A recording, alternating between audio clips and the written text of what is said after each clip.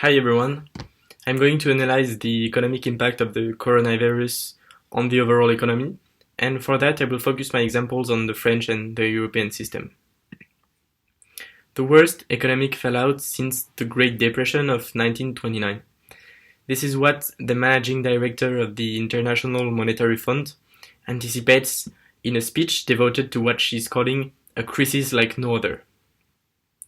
The whole world will experience a massive economic shock in 2020. The IMF expects GDP in the euro area to fall by 7.5%, and globally the world economy is expected to contract by 3%. In the same time, the French economic minister, Bruno Le Maire, expects the worst recession since the Second World War in France. So these terrible predictions lead us to wonder in what way the coronavirus is endangering our economies. First and foremost, the depression can be explained by a collapse in demand and supply in the overall economy. Most of the economic disruptions affect the demand side in all its components, which are consumptions of goods and services, public expenditures, exports, and investments. The problem is that people can no longer go to work and often lose their jobs and incomes as businesses shutter their operations. In the same time, investments are collapsing amid the growing uncertainty. And on top of that, exports will inevitably falter as all the countries are taking quite similar actions to slow the spread of the virus. Some economists, such as the French economist Jean-Marc Sirouen, underlines that outlet might be lacking for China, which remains today the world's factory. Who will China produce for? We're facing a major shock in demand, and what's more, Chinese factories need components from all over the world. It is even more worrying as it's estimated that consumption in France has fallen by 35% compared to a normal situation. But this negative demand shock is combined with a negative supply shock. Especially for the French economy, the first effects of the coronavirus crisis were felt from the beginning of 2020. Supplies to certain industries were slowed down by the downturn in the Chinese economy, and from this perspective, the negative supply shock is disrupting the production of our resident companies. Now let's have a look on the consequences of the coronavirus crisis. First, in terms of unemployment, for example. Europe now has more than 10 million workers in a precarious situation due to the coronavirus crisis. In France, 8 million workers are now in short-time work. The problem is that the system of short-time work does not exist everywhere, and so there is a risk that residencies and permanent unemployment will increase in countries where this kind of system doesn't exist. Now, in terms of the price level, there is a lot of uncertainty as well. On the first hand, there is a risk of deflation if the lack of demand remains in the long term. But on the other hand, the recovery might lead to a high inflation due to a high demand, but a lack of supply. When it comes now to the financial industry, a prolonged crisis could drive up the number of real economy bankruptcies, which makes it even harder for the financial system to manage. Finally, the consequences of the pandemic on the economy have to be seen through the prism of the government and the central bank interventions. For example, economist Shane Green offers a precise analysis of all of these different interventions. He says that the immediate reaction was for central banks to cut rates, with the US Federal Reserve being the first to do so, well ahead of the others. So the objective was clear, it was to reduce the interest rates so that companies could invest more and consumers could borrow some money to consume. But now it is very difficult to know to what extent they can react given the extremely low interest rates. Moreover, monetary policy cannot repair broken supply chains. It's true that in 2008 the problem was financial flows, which could effectively be restored by central bank liquidity injections, and the problem today is quite different since it lies in a sudden stoppage of production in front of which monetary policy can finally do little. So the president of the Federal Reserve, according to Asian Green, is not in a position to reopen factories that have been hit by quarantine. And similarly, monetary policy cannot bring consumers back to shopping malls or air travelers back to the airplanes as long as they're more concerned about safety than cost considerations. Rate cuts cannot do any harm, but they shouldn't be expected to produce a real economy recovery. To conclude, I would like to underline that I believe tomorrow's biggest problem in the economy is the debt problem, because governments are spending a lot. And today, for example, the French government said that taxes will not increase in the future. So the major problem is who is going to pay all of these billions of euros that all of the European governments are now spending to face this crisis. Thank you very much for your attention.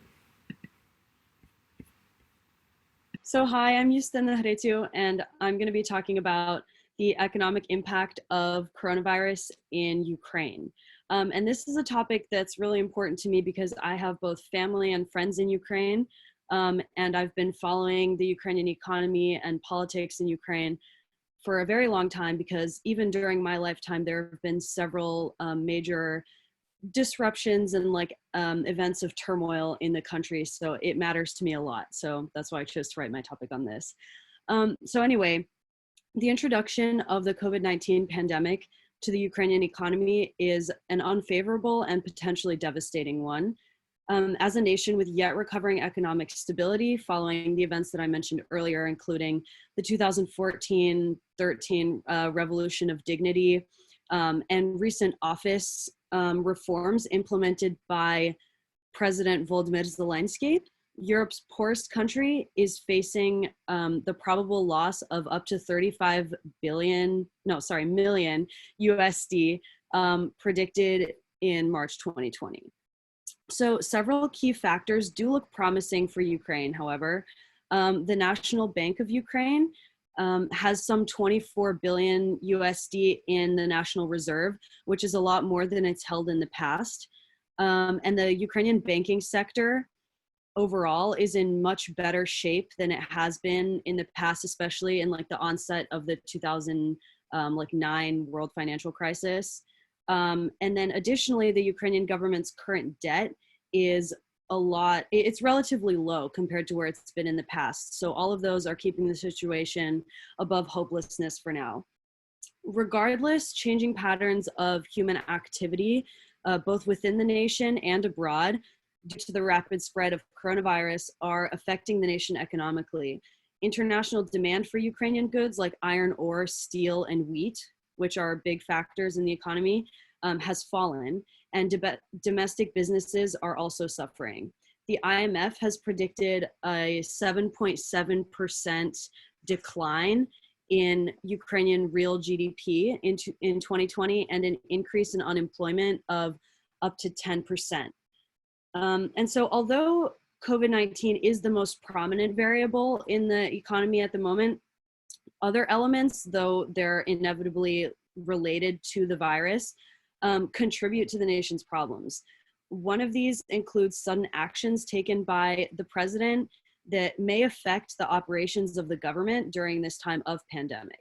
So in early March, for example, Zelensky he concerned many when he fired an entire cabinet of people who were working on a deal with the IMF that would have been valued at around 8 billion USD in loans, which led short Ukrainian Eurobonds to skyrocket from 3.5% to 7.5% almost immediately, which is a lot. And so on March 31st, once coronavirus became a much more pressing reality for the nation, the Verkhovna Rada, which is the parliament, had to backtrack and go back to this deal that it had been working on earlier, and they had to overturn the law that was in question banning farmland, and they had to fast track through a 3-year lending program that will be valued up to 10 billion USD.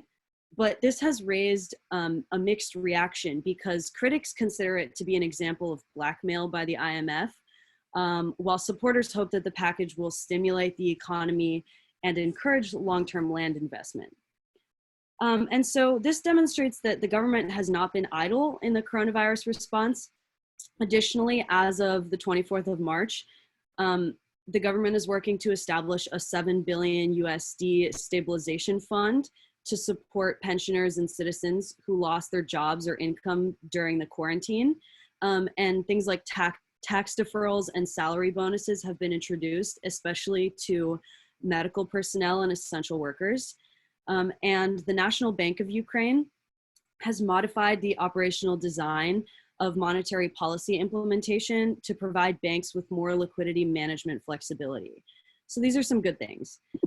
And so the Ukrainian government is utilizing its limited resources to economically support the nation. The value of the hryvnia has fallen a little bit, but it still remains to be seen how things will play out for the nation, how it will hold up against the US dollar or against the euro.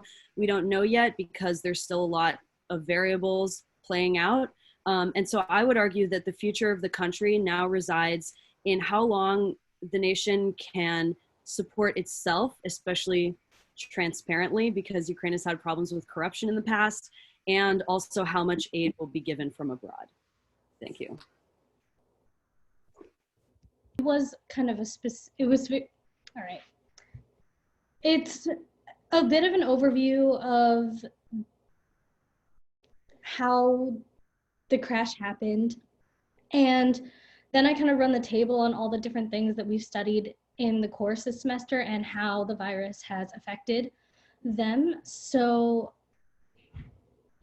first thing I did was look at the causes, how this happened. So what I found out was, yes, Corona was obviously a trigger for the economic depression that we're currently facing, but there was also a lot of expectation that the economy would face a correction soon, especially after 2008. So I know a lot of people were expecting that either this year or next year, there would be some sort of significant correction in the market that would take place. And the way I kind of thought of coronavirus was as an activation energy for that, in the sense that it did cause the spiral, but it may not have been the only cause for the issues that we're in right now. And then what's interesting is that it's also making it worse than many were expecting. So many were expecting that 2020 would be kind of a so-so year, maybe a significant correction toward the fourth quarter. But I think that Corona really is definitely going to make this depression worse than if it were just a normal market correction. So the first thing I looked at that we studied was GDP. And Corona's obviously going to have significant impacts on the GDP, and will continue to impact it for the next couple of years.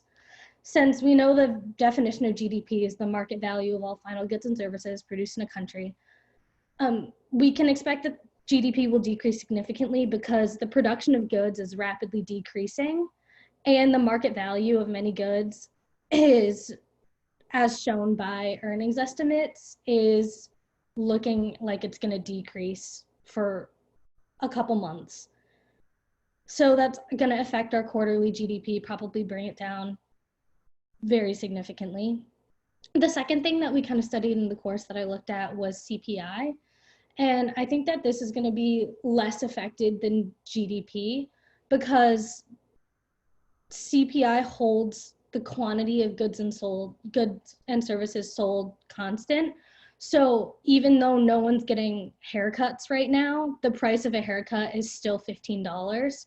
So the market basket, since the quantity isn't changing and the prices haven't shown significant drops yet, I think that CPI will stay stable or lower a little bit, but not be as affected as GDP because production has decreased so much.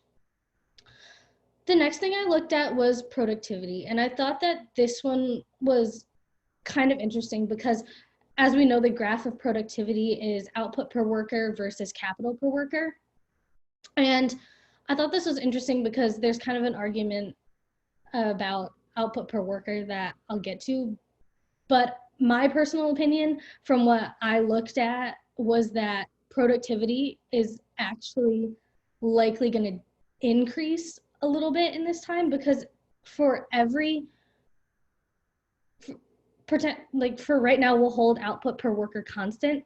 Capital per worker is decreasing because since people are working from home, they're not utilizing office spaces. A lot of companies are selling off the office spaces that they're using to maybe get some money to hold over the crash. And people, they're not paying for heating costs, water bills, those types of things right now.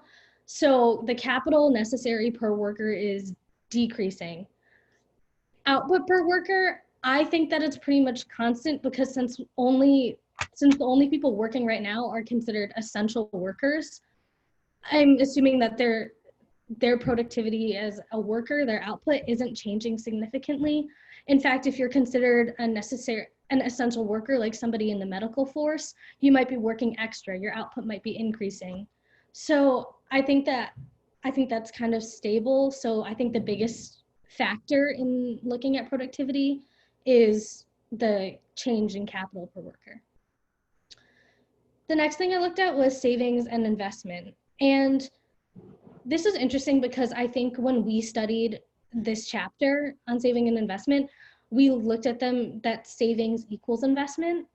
But I think in this case, it's a little bit different because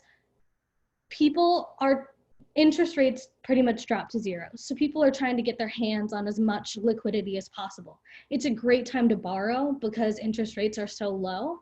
So a lot of time, so what I think is happening is people are maxing out their credit lines, trying to get their hands on cash but they're not investing that cash in new plants, new factories, more like buying more office space, because that's not necessary right now. And until the crash kind of figures out where it's going, it doesn't make sense to be producing a lot of new capital at the moment. So people aren't really investing, but the national savings rate is increasing since people are taking out loans to get their hands on money, which was interesting to me. The next chapter was on managing risk and investment and investing that money in like the stock market or in bonds. So the first thing to consider is managing risk. And I think this is kind of more applicable to micro than it is to macro, but it's still important when you're looking at how the government responded. So I don't think that people really planned for this crash. I think, as was mentioned in Sarah's presentation, airlines only had 2 months saved up, where usually it's recommended that you have 3 to 6 months saved up to get you through a crash. So I don't think or to get you through any unexpected circumstances. And I don't think people really accounted for this. So now people are kind of unable to meet certain expenses and are looking to the government for help, which is how it's applicable to macro. So yes, the government is looking at the stimulus package to help people, but they've also said that if you can't afford your mortgage, you don't have to pay it right now if you can't make that payment, which has interesting impacts on, the people that are loaning the mortgages. How are those institutions going to make it through if people don't have to pay their mortgage at the moment? I'm hoping that in the future people will be better at managing this risk and the risk assessment, and maybe plan for 3 to 6 months worth of savings in the case that any situation comes up. It's just a good buffer to have. But again, that's definitely a personal thing. It's more of a micro topic. The other side of this is investing. So I think what's interesting is, I think it was the first time in decades since 2008 that the Dow Jones was expected to drop below 2000. And this highlights the importance of diversification. I know we talked about this, But if you diversify your assets, when something unexpected comes up, the blow is likely to be less significant than if you on your assets and savings than if you didn't diversify. And then the next thing that I looked at was unemployment. And it's obviously a huge issue at the moment. Never in our history, has unemployment spiked so much so quickly. And this is proven to have serious economic implications because people are filing for unemployment insurance, but states can't meet those payments. So the states are looking to the federal government for handouts saying, oh, we have so many people filing for unemployment insurance right now, but we can't pay that. We don't have that money. So I think that, so the stimulus packages are going to have to extend to states as well to be able to meet the promises that the federal government said that they want to provide for the people. Also, this is interesting in terms of workers' unions, because since workers' unions are only powerful because they have the ability to collectively bargain, and since so many people aren't working, and as people become more desperate for a job to meet their day-to-day payments, the workers' unions are going to be significantly less powerful during the crash than they would be during a time of prosperity. And the last couple things to look at were the monetary system and how that's affected inflation, very related. So the Federal Reserve has been instrumental in softening the blow that this crisis has had on the economy. They've been increasing the money supply, they slashed interest rates. And the way that they've been increasing the money supply, and they've widened the market for loanable funds by doing so, because they've been offering loans to more financial institutions. Usually, I think they only offered loans to agencies that have been insured, but now they're offering loans to a wider range of businesses in order to increase that money supply. And I think the most drastic measure that the Federal Reserve has taken to increase the money in circulation and increase that market for loanable funds is through quantitative easing. I think they've done about $1 trillion worth of buying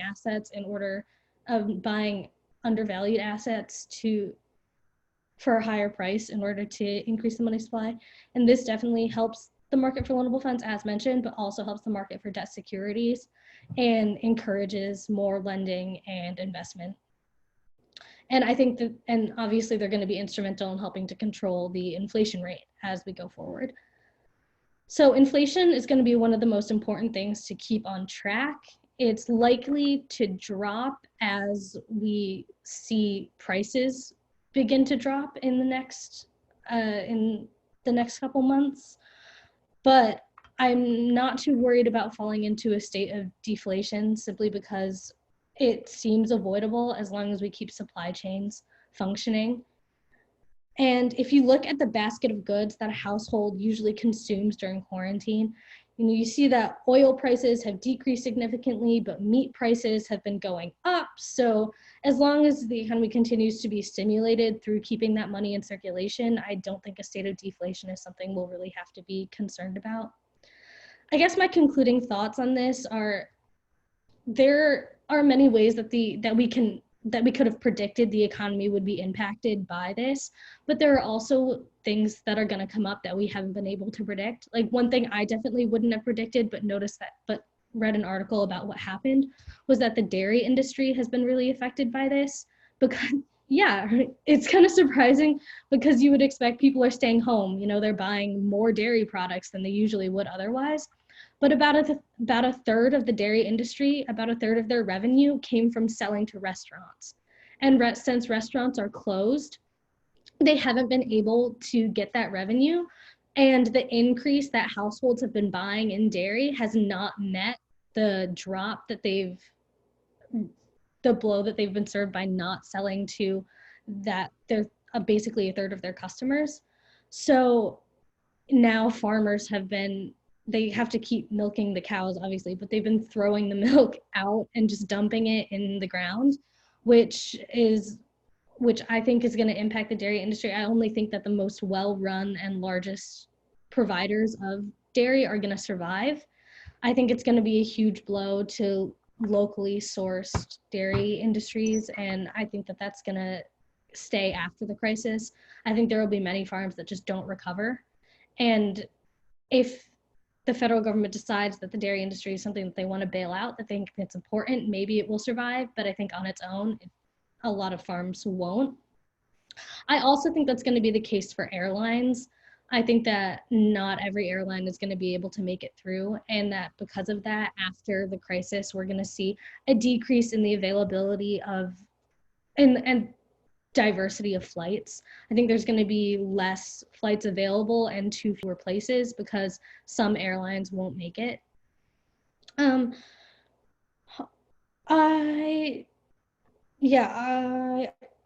Some industries I think are going to be very successful. You know, we're going to see at-home entertainment services are going to be really successful. And I think that companies that previously haven't been very successful, like Blue Apron and the companies where they kind of prep your meals and deliver it to your house, I think that those are going to be way more popular than they were before, which I wouldn't have guessed. And another thing that I think will happen, but this is just, again, my own thoughts, I think we're going to see the end of movie theaters. I don't think that movies are going to premiere in theater anymore. I think that after this, it will be kind of permanently changed, such that movies will be premiered straight to your home TV. You can watch them with your family. Maybe like $20, your family can premiere the movie at your house, and that's going to be the way things are after this, because I don't think movie theaters are going to make it. But overall, I think it's going to be a great opportunity for those who are creative, maybe for those who create that platform for movies to be released to your house, who can cut out the box offices and the movie theaters. You know, they're going to make a lot of money. I think in any economic crisis, there's a great opportunity to succeed, and there's a lot of money for those who can cater to kind of the order. But yeah, that's it. So, hi, my name is Jacob Cowan, and I'm doing my presentation called Grounded, Observing the Economic Impacts on the Global and United States Commercial Airline Industry from the COVID-19 Global Pandemic. So this is just a sort of visual representation of how the global pandemic really turned out. Obviously, it's not a very detailed one because it doesn't incorporate more Asia Pacific in the earlier months of like January and February, and the later months in terms of late April. But this just shows sort of like the crazy impact that of how grounding of flights can really take a toll, I mean, almost instantaneously from March 7th to April 7th. And even though it shows that the US is like highly populated, it's gonna show it in more detail later in the presentation of how that's not really the case. So here's a more analytical representation of this. So this is a global scheduled flights change year over year by percentage change. And so overall, in the month of January, 0.8% of all countries actually experienced a relative like average increase in percentage wise, while Hong Kong was the lowest at negative 9.7%. And funny enough, Sweden was at negative 9.2%, which then slowly got smaller and smaller, but then continued to grow larger in March 9th.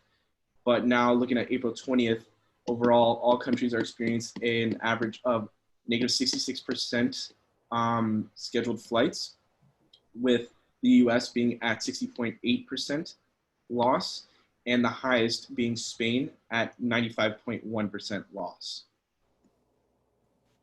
So now, this is the number of commercial flights tracked by a third-party source over the past 90 days. So right now, it shows that the number of flights is around just under 31,000, while in January 24th, it was 116,000. And so it really just, I mean, like a lot of these statistics are really just trying to show like the impact of how the COVID-19 pandemic really is, and then it'll go to the next slide more like GDP and economic wise. So this is a graph representing the fiscal stimulus in relation to percentage of GDP. So as you can see, recently the US government and legislation passed a $2 trillion fiscal stimulus. I believe it was 96-0.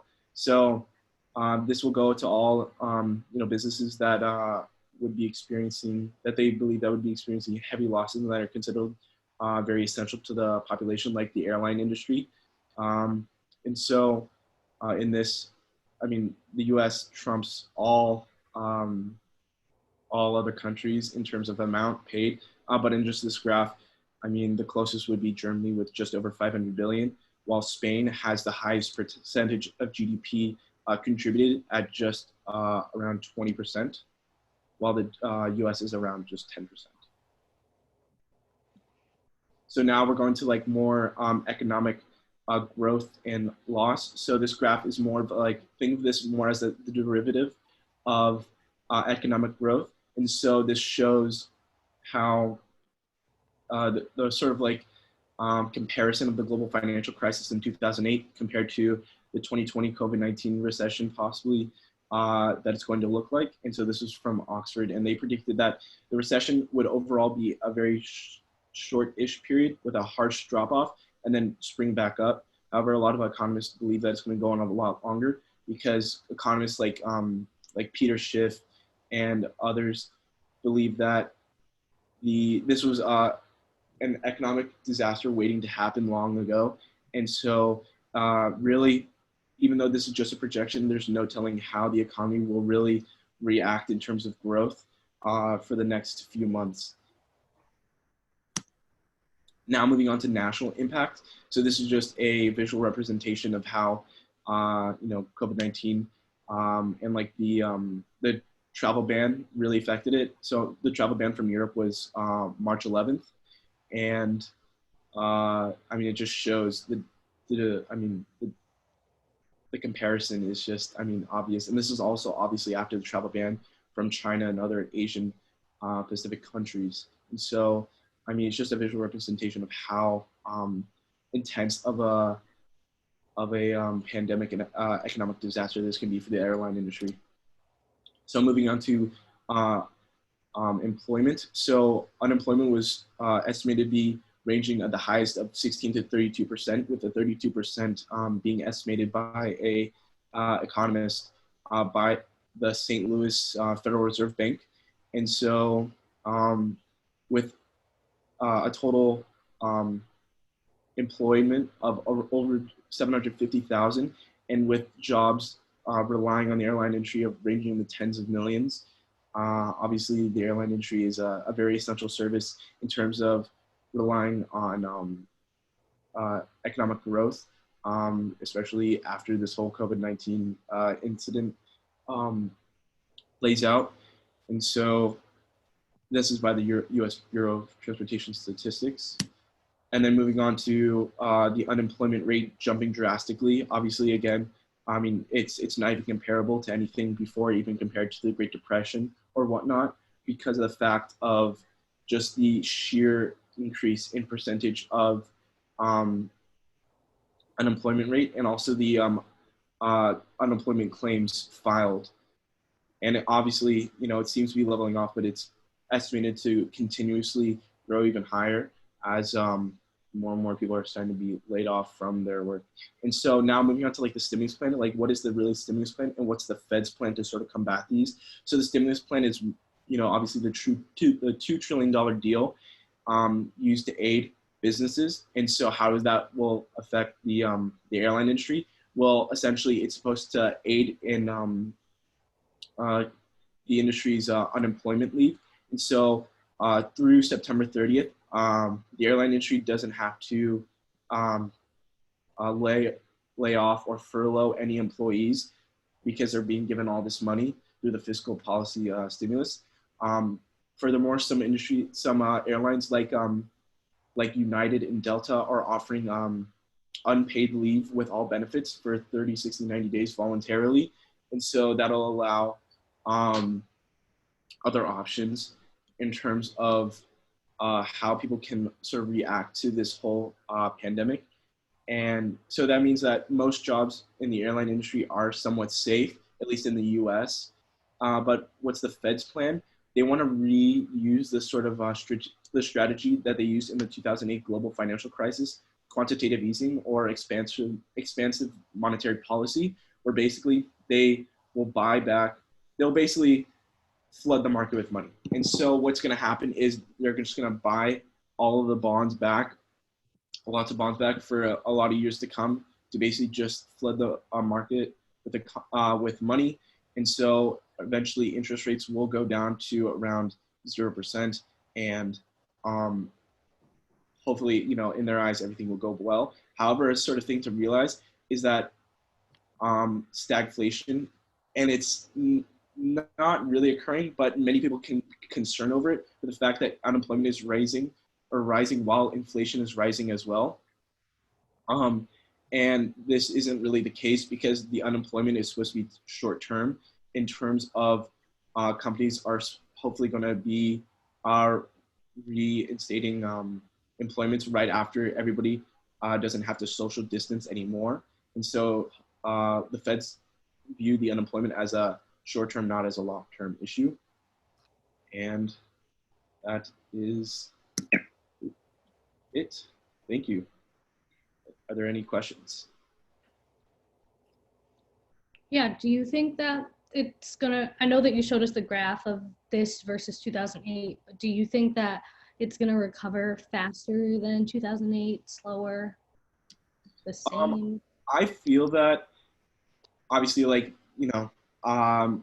this is the opinion of Oxford economics, and based on the research and whatnot. In my opinion, though, I believe that it won't recover as quickly as many people think it's going to recover as, because I feel like the economy was already, heading towards a recession. If you saw earlier in 2019, in the summer, the yield curve inverted. And so it was already predicted that a recession was going to occur in 2019 or 2020, and that this COVID-19 was already an outside source. Past that, I feel that possibly it could,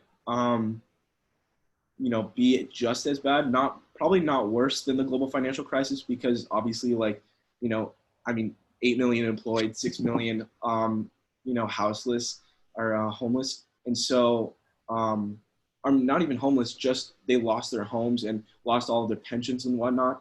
I believe that in this case, even though the Dow Jones has, projected to go below 2,000, I don't think it will be as bad in terms of pensions lost, in terms of, Social Security or college savings being completely lost. I feel that it will be a hard hit, and that it will, obviously affect some cases of pensions and whatnot. However, I feel that since it's not necessarily, I guess, on the banks, it's more on the government right now to sort of find a good solution to this one. It's sort of hard to say how it will be compared, but I don't believe it'll be as bad as, I don't believe it'll be, okay. I believe it'll be as bad as the global financial crisis, but it won't rebound as slow as the global financial crisis. Yeah, I think that's interesting, because, a lot of people are saying, oh, just, you can, as soon as the curve is flattened, you can go back to work and everything will be fine again. The economy will boost right back up. And I think that's kind of true, in the sense that I think people going back to work will obviously springboard the economy faster than the recovery was in 2008. But again, it's up, as you said, it's up to the government when we go back and how they get us through now until then. For sure. And it's also many people believe that everything will be roses and dandies right after the curve flattens, but in reality, many companies are needing to borrow from the government, with the small business loans or large business loans or whatnot. I mean, it really comes down to the fact of companies are going to suffer from this, and jobs are going to have to be like laid off because they just won't have as much as they had before the whole pandemic. And so will there still be heightened unemployment? Yeah, probably. And it's probably going to be like upwards of over probably like 1.5 to 2 times what it was previously, just around like 3% or so, or not 3%. I believe it was like 4%. Correct me if I'm wrong, Professor, but I believe that it won't obviously reach the heightened, hopefully not the 32%, but it obviously won't stay there for long. Any other learning about in economics, and it's basically the relationship between the quantity of a commodity that producers wish to sell at various prices and the quantity that consumers wish to buy. So right here, that's a basic supply and demand graph at equilibrium, where price equals quantity.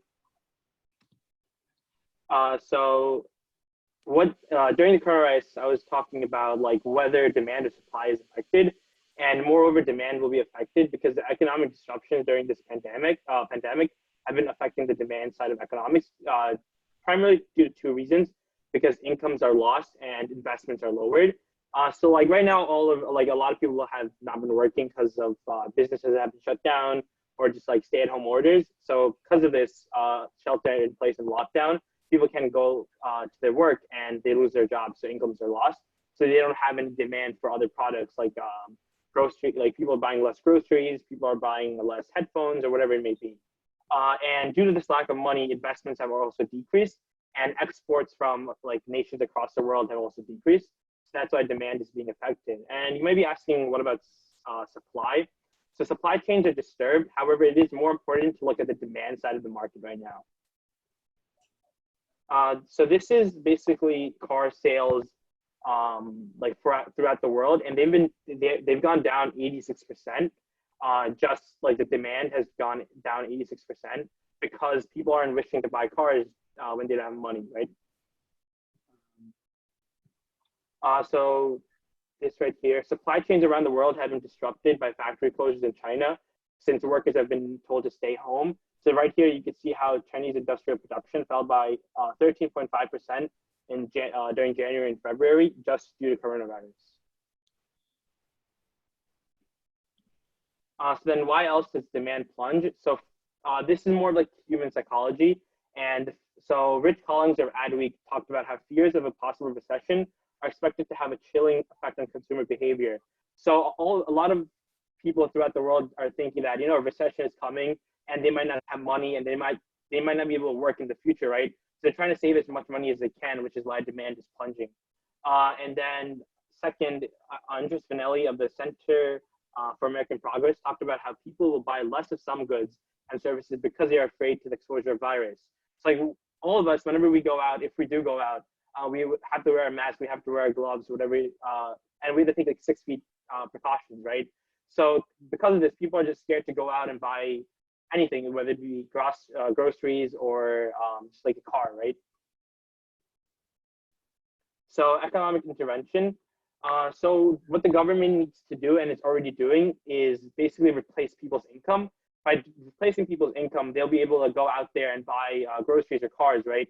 And there's 2 ways to do this. You could do unemployment checks or SBA loans. So SBA is like the Small Business Association. So by giving out loans to small businesses, they're going to be able to continue providing for the customer.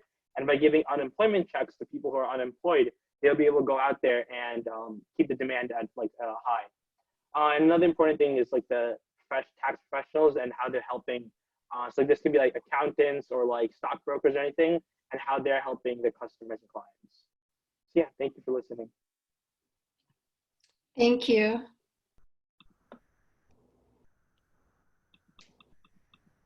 Okay, I focused on more the travel industry, but I'm going to start off with the general economy.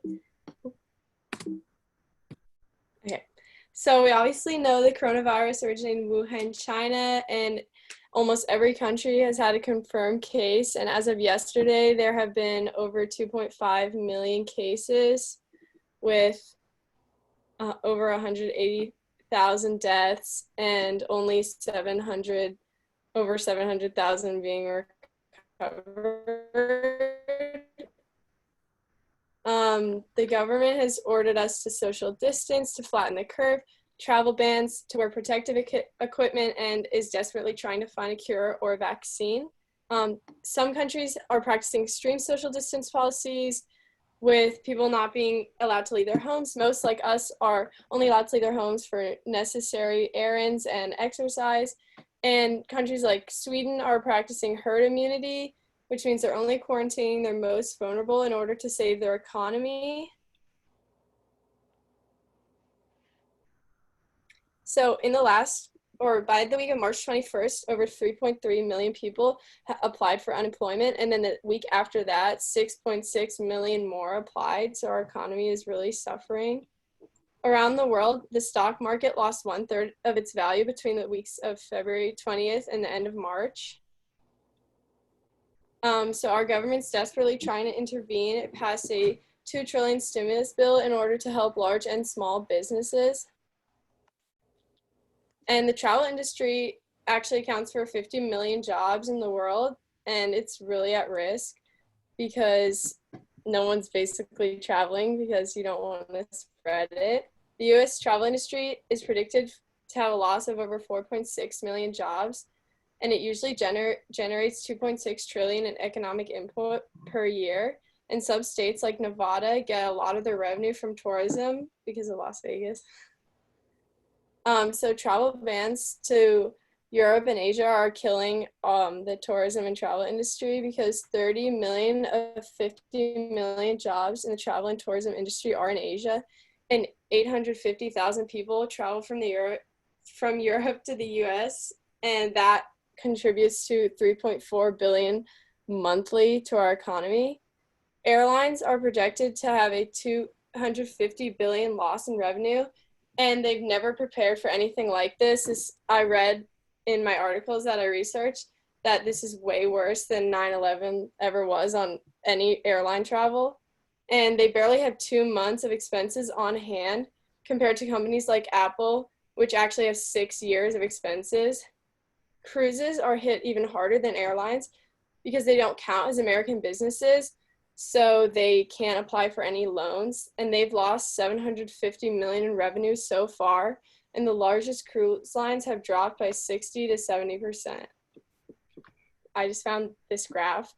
It shows like every country and their airline like decreases. There's a glimmer of hope because China, where the pandemic began, is beginning to recover. Their restrictions have been lifted and their economy is beginning to go back to somewhat normal.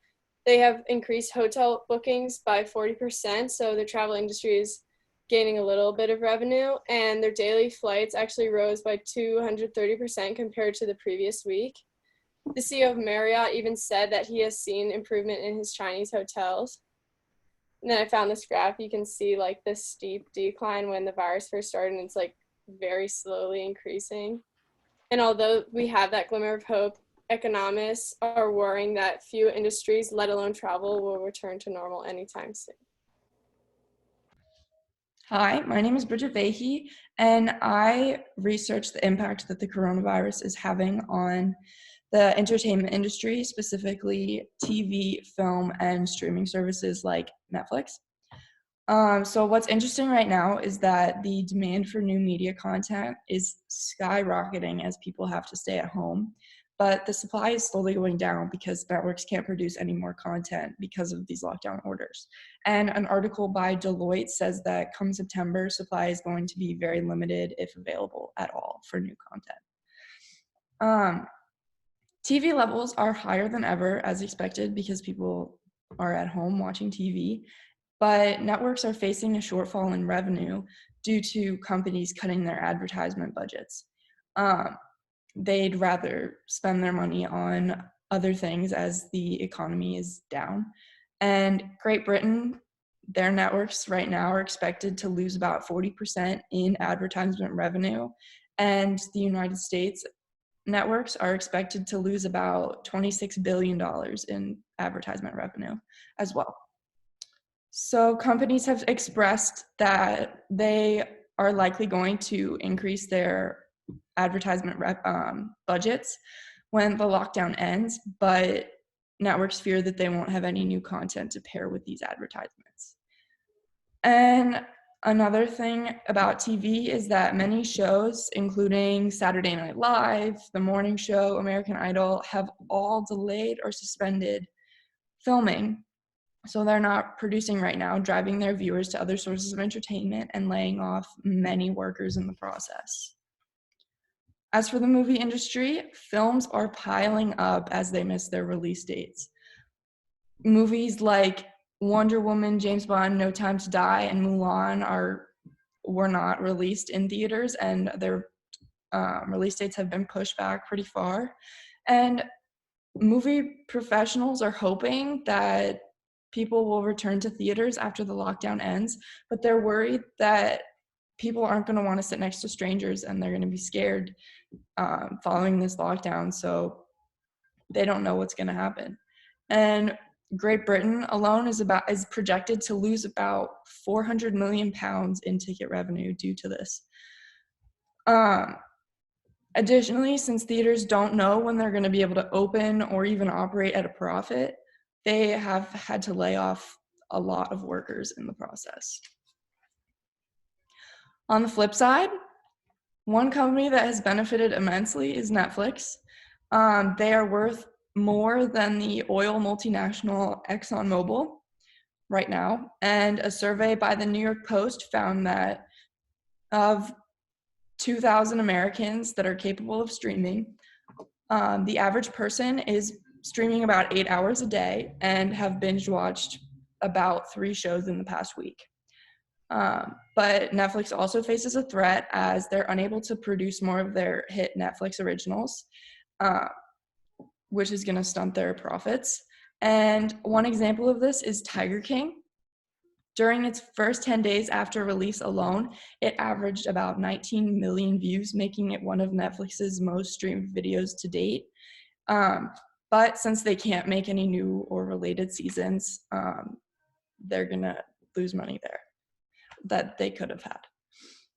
So ultimately, one of the greatest impacts of the coronavirus on the entertainment industry and the nation as a whole is unemployment.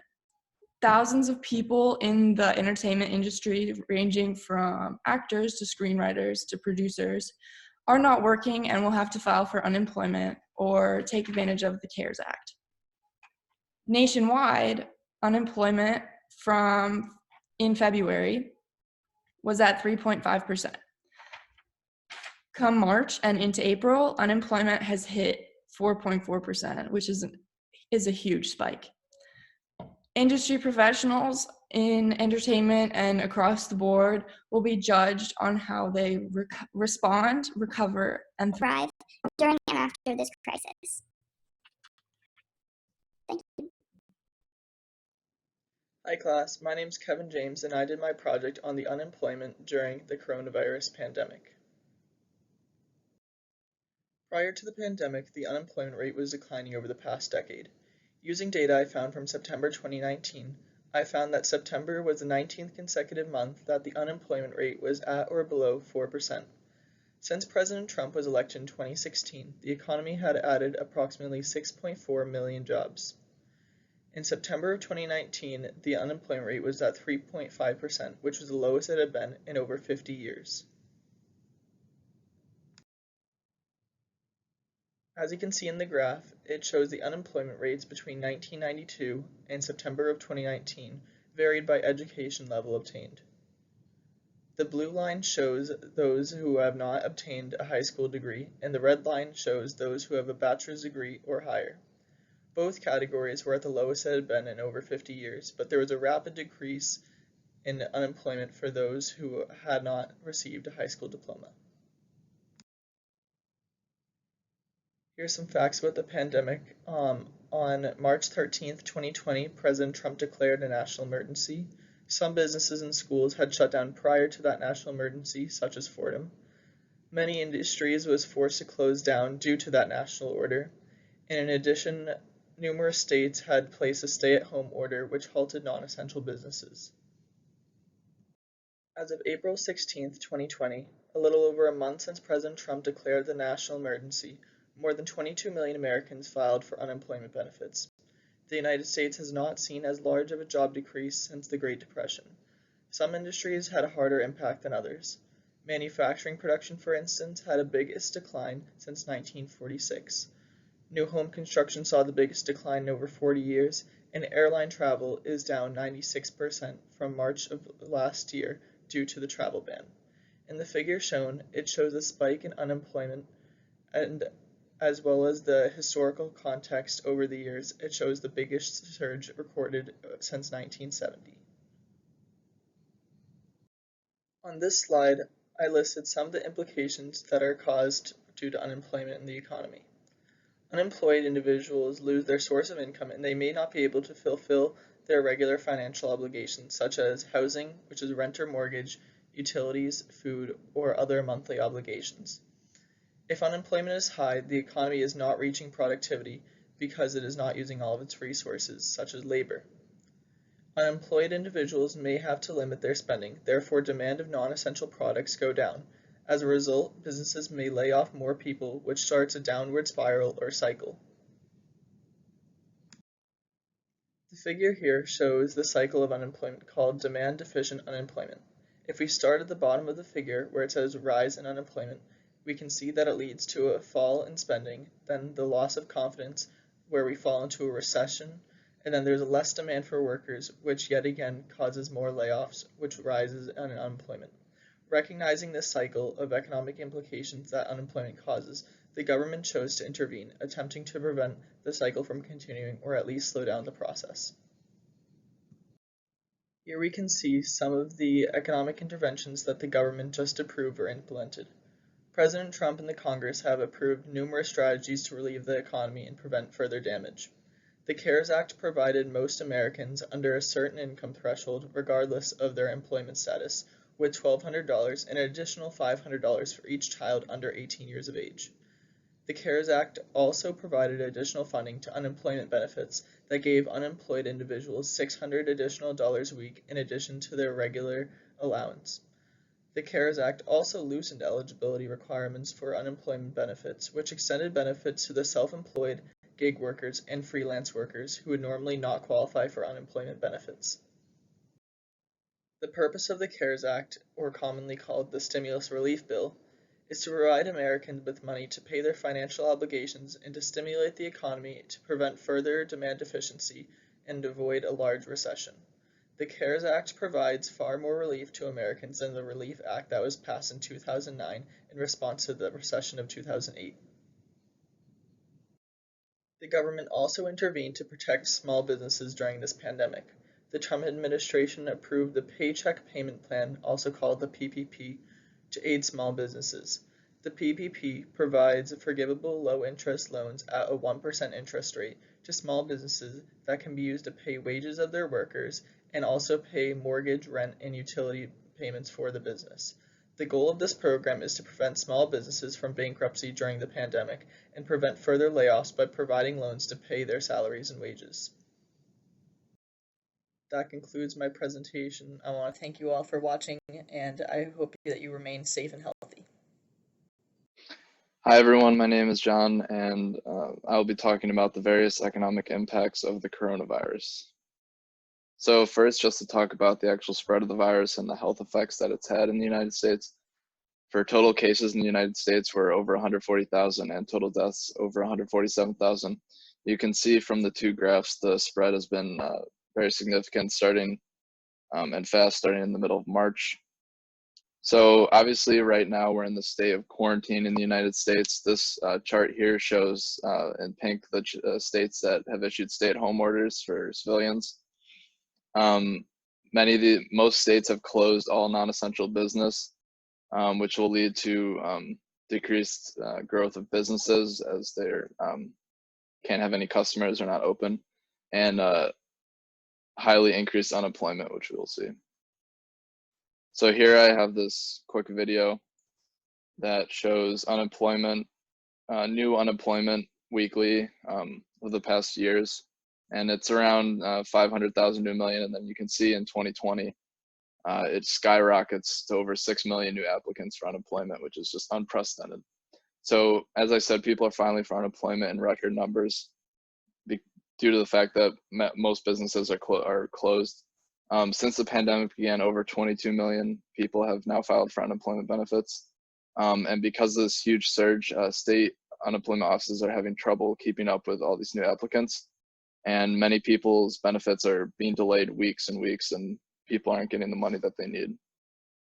The virus has had more impact on certain industries, such as the travel industry is being hit particularly hard.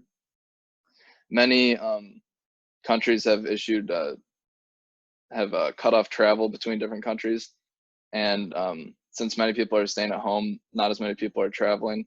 The airline and cruise ships their business has been cut down dramatically, and they are having a lot of financial trouble.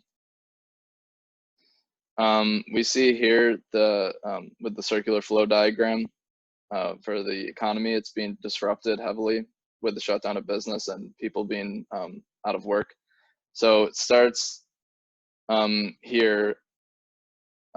People are out of work, so they're not getting as much income, households. Therefore, they don't have as much money to spend on goods and services, and which means less revenue for firms, which means firms are able to pay less in wages. And you're seeing a lot of layoffs and stuff with business and reasons for the high unemployment. So the whole system is being slowed down. For economic growth and GDP, for gross domestic product, it is expected to significantly decrease due to the business shutdown.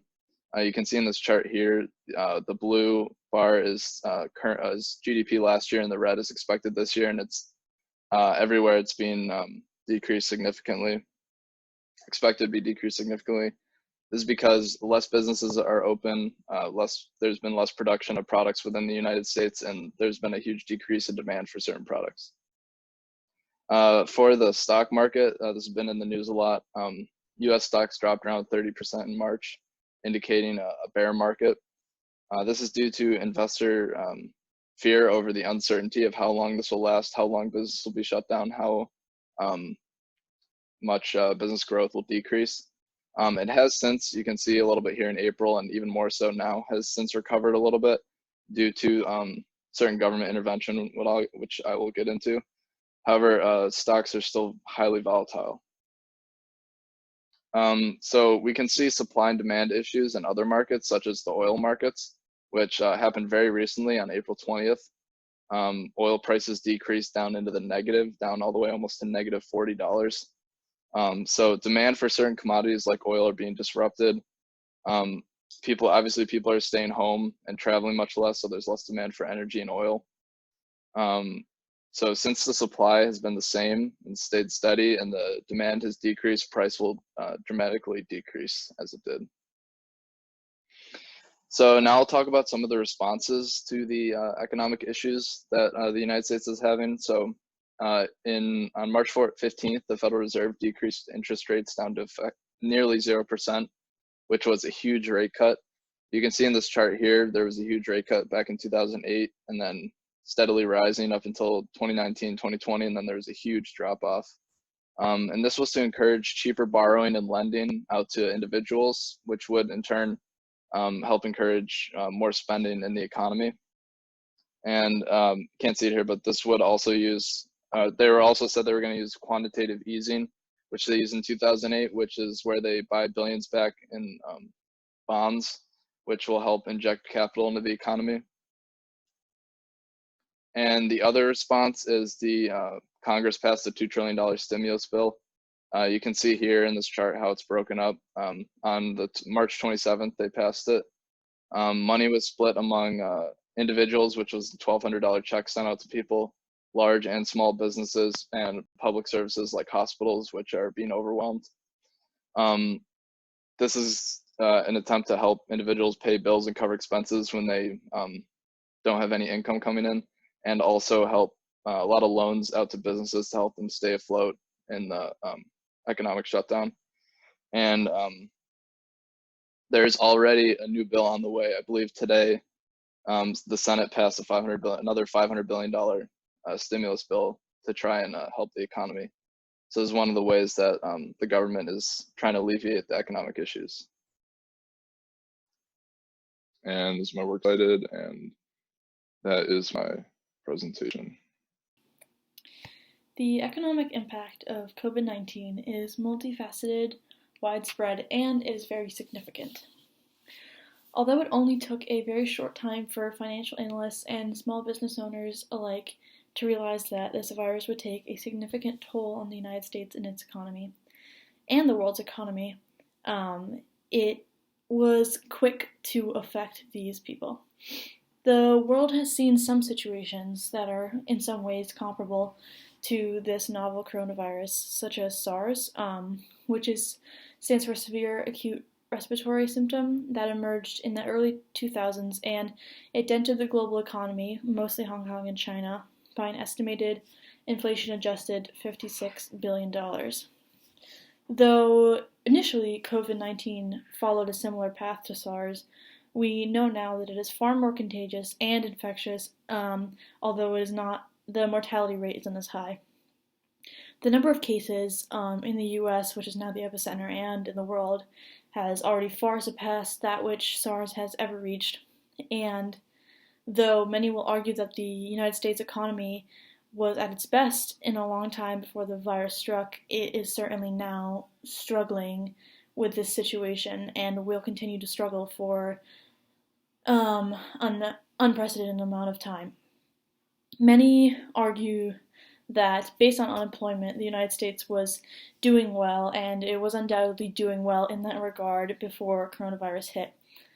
Others say that based on the stock market, which is not always a perfect estimation of the overall economy's health, but is cited, means that before coronavirus we were doing very well as a country economically. But we now see that the impact of this coronavirus will span far larger and hit harder than any pandemic that we in our lifetimes have ever experienced. To begin with, COVID-19 has already disrupted global supply chains and placed a pressure to maintain them. What is interesting is how much the novel coronavirus has placed questions on the efficiency and integrity of some of those operations. So the amount of corporate spending attributed to procurement alone is on average 82%, with the average company spending around 80% of its total spending on around 6% of its suppliers. These are its A-list suppliers, which is a small group of suppliers. Usually they have B and C list, but they will not spend nearly as much money, obviously, on them.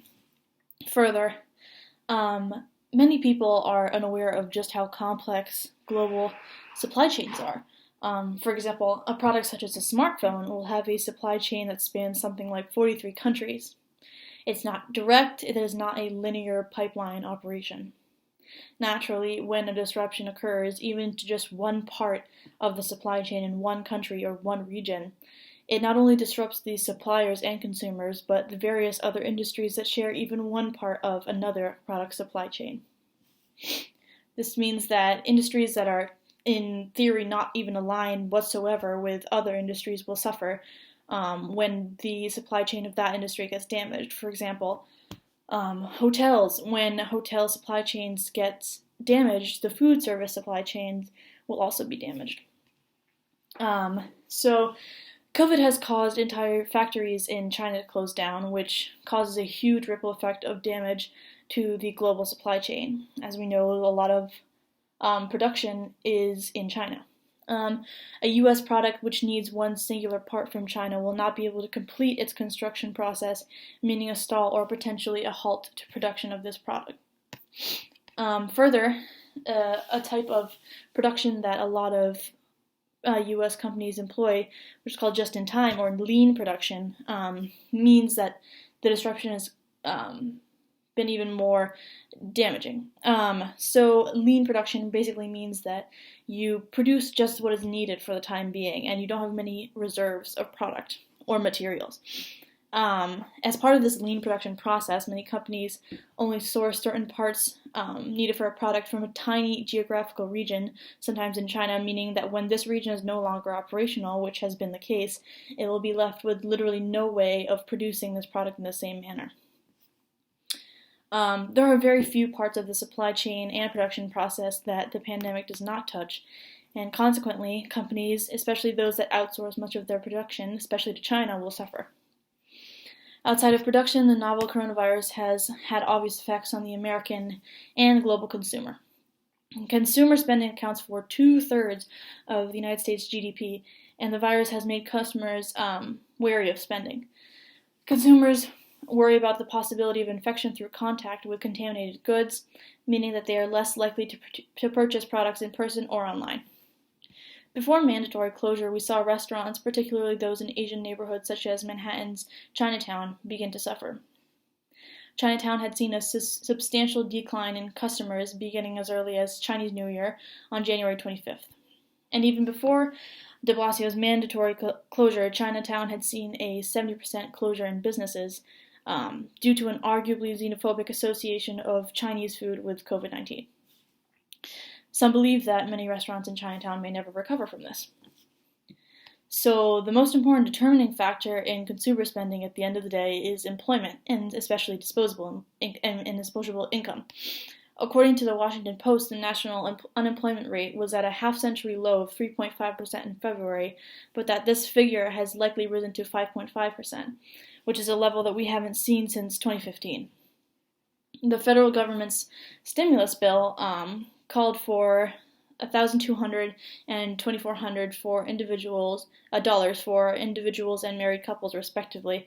But this will likely do nothing for increasing consumer spending, as this is, first of all, barely enough to supplement bills and food, especially for a family. A recent estimate say that at least 25% of employers plan to downsize business, so it is unlikely that consumer spending will increase for the foreseeable future. Although there are hundreds of thousands of parts in the U.S. economy and even more in the world economy, we can't analyze them all in 3 pages, but the gravity of the situation is apparent. Whether businesses turn to automation or cut down production, the reality of the effect of this virus is evident. Without a cure to the coronavirus, the world economy for producers and consumers alike will likely never look the same. Hi class, my name is Kevin James and I did my project on the unemployment during the coronavirus pandemic. Prior to the pandemic, the unemployment rate was declining over the past decade. Using data I found from September 2019, I found that September was the 19th consecutive month that the unemployment rate was at or below 4%. Since President Trump was elected in 2016, the economy had added approximately 6.4 million jobs. In September of 2019, the unemployment rate was at 3.5%, which was the lowest it had been in over 50 years. As you can see in the graph, it shows the unemployment rates between 1992 and September of 2019 varied by education level obtained.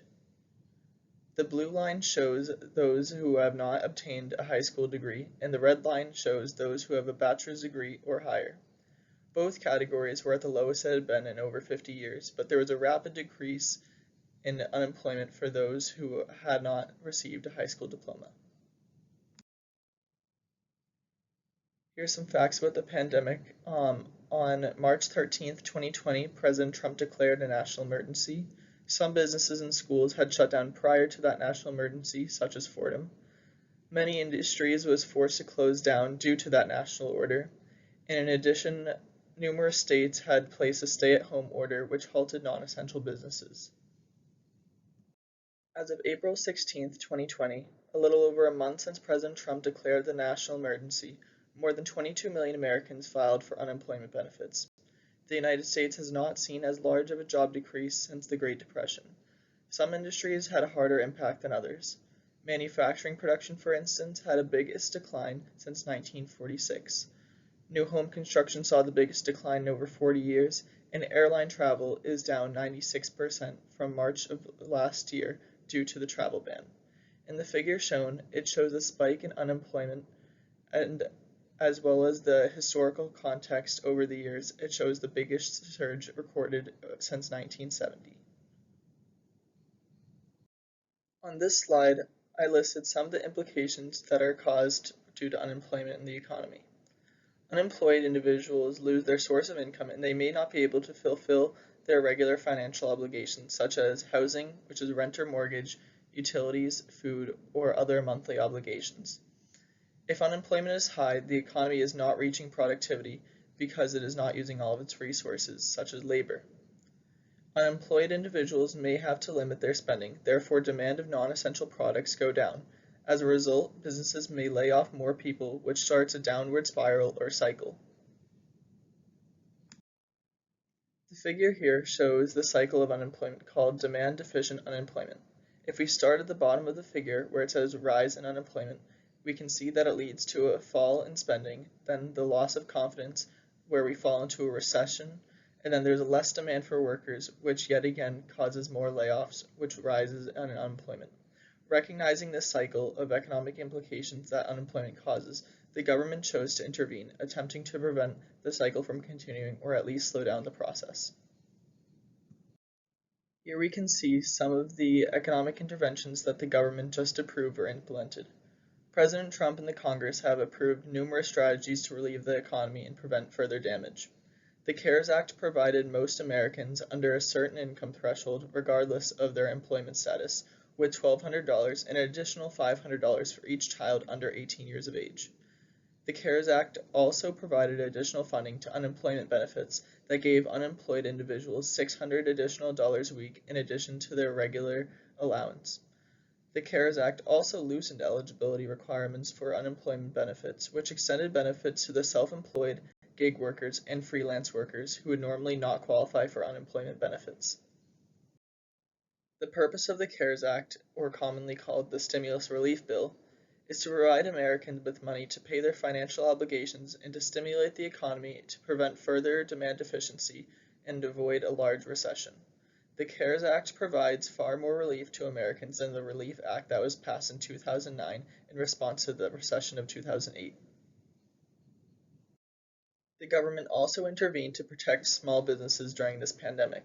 The Trump administration approved the Paycheck Payment Plan, also called the PPP, to aid small businesses. The PPP provides forgivable low-interest loans at a 1% interest rate to small businesses that can be used to pay wages of their workers and also pay mortgage, rent, and utility payments for the business. The goal of this program is to prevent small businesses from bankruptcy during the pandemic and prevent further layoffs by providing loans to pay their salaries and wages. That concludes my presentation. I want to thank you all for watching, and I hope that you remain safe and healthy.